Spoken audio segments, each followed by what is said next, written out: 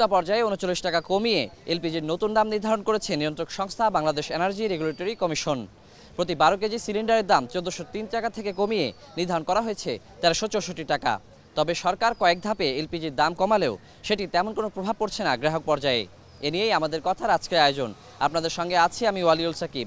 সাধারণ মানুষের মতামত জানার আগে চলুন দেখে আসি একটি প্রতিবেদন।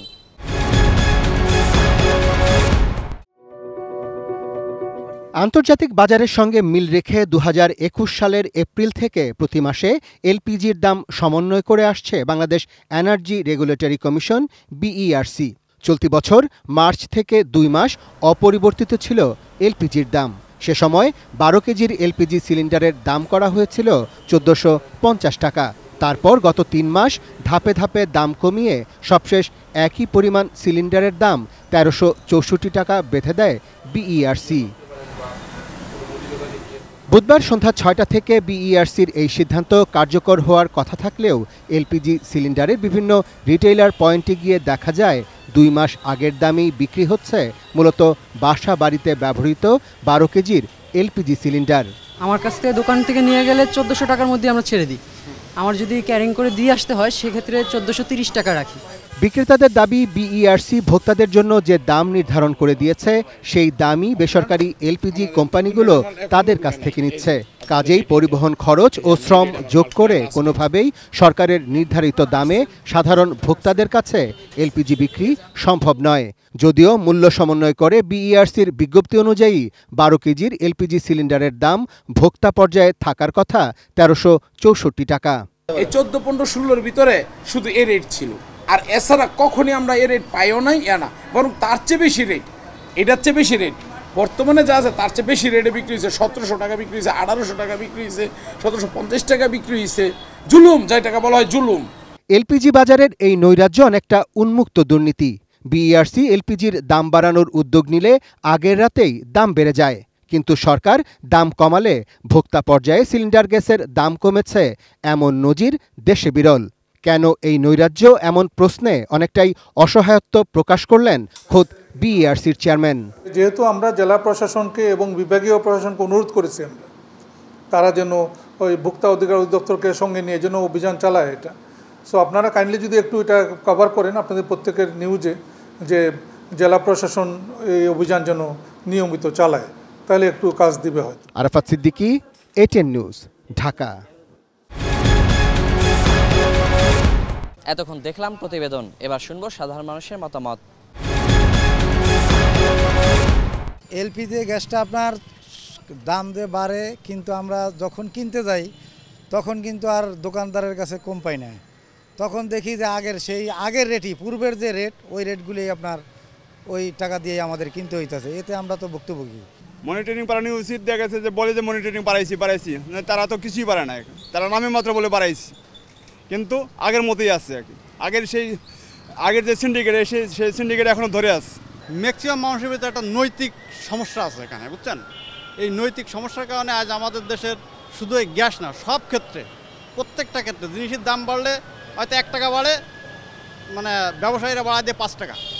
আর জিনিসের দাম যখন যদি ২ টাকাও কমে, ওরা ৫০ পয়সাও কমাইতে চায় না। এটা সব ক্ষেত্রে। অতএব আমি মনে করি এটা আমাদের বাংলাদেশের কালচারের সাথে মানে এটা মিশে একাকার হয়ে গেছে। সিন্ডিকেটটা আদৌ সরকার ভাঙতে পারতেছে না। এই তত্ত্বাবধায়ক সরকারে তাও সিন্ডিকেট ভাঙতে পারতেছে না। আমরা চাই এই বর্তমানে যে সরকার যেই মনিটরিং করতেছে, এই মনিটরিং যদি জোরদার করে, তাহলে আমরা জনগণ, নিম্ন আয়ের মানুষ স্বচ্ছভাবে ভালোভাবে বসবাস করতে পারবো। সিলিন্ডারের যে বাজার নিয়ন্ত্রণে সরকারের যে ভূমিকা থাকা দরকার ছিল, আসলে সেভাবে ভূমিকাটা সরকারের পক্ষ থেকে উদ্যোগ নেওয়া হলেও আসলে বাজার লেভেলে বা গ্রাসরুট লেভেলে ওইভাবে ইফেক্টগুলো পাওয়া যাচ্ছে না। বিগত এই নিকটতম সময় গভর্নমেন্ট সম্ভবত কিছু টাকা কমিয়েছে, কিন্তু আসলে বাজার লেভেলে ওটা আসলে ইফেক্ট পড়ে নাই। সিলেট থেকে আপনাদের সবাইকে স্বাগত জানাচ্ছি, আমি কামরুল ইসলাম মাহি। এলপিজি গ্যাসের নতুন দাম নির্ধারণ করেছে সরকার, অর্থাৎ চলতি জুলাই মাসে 12 কেজি সিলিন্ডারে ৩৯ টাকা কমিয়ে ১,৩৬৪ টাকা নির্ধারণ করা হয়েছে। কিন্তু ভোক্তা পর্যায়ে এসে এর সুফল কতটুকু জানবো সিলেটের মানুষের কাছ থেকে। চলুন সিলেটের মানুষজন এ বিষয়ে কি বলেন তা শুনে আসি। এলপিজি গ্যাসের দাম আমরা দেখতেছি বিভিন্ন নিউজ মিডিয়ায় বা খবরের মাধ্যমে আমরা দেখতেছি যে প্রত্যেক মাসেই সরকার একটা নির্দিষ্ট হারে এর দামটা কমিয়ে আনতেছে, কিন্তু ভোক্তা পর্যায়ে এখন পর্যন্ত যে আগের দামটা আছে কোনো ক্ষেত্রে দেখা যায় যে আগের দাম থেকে তারা আর একটু বেশি নিতেছে। এই জিনিসটা আসলে মনে হয় আমরা যেটা দেখতেছি যে একটা অবৈধ সিন্ডিকেটের জন্য এই কার্যকলাপ হচ্ছে। ভোক্তারা সরকার দাম কমিয়ে দিলেও ভোক্তারা সঠিক দামে এখনো পর্যন্ত পাচ্ছে না। এলপিজি গ্যাস এটা দেখা যায় প্রতি বছরই দাম বাড়ে, সরকার চেঞ্জ হয় কিন্তু সিন্ডিকেট ভাঙে না। আমরা চাই এটা সিন্ডিকেট তাড়াতাড়ি ভাঙুক, যাতে আমরা সাশ্রয়ী মূল্যে সিলিন্ডার ইউজ করতে পারি।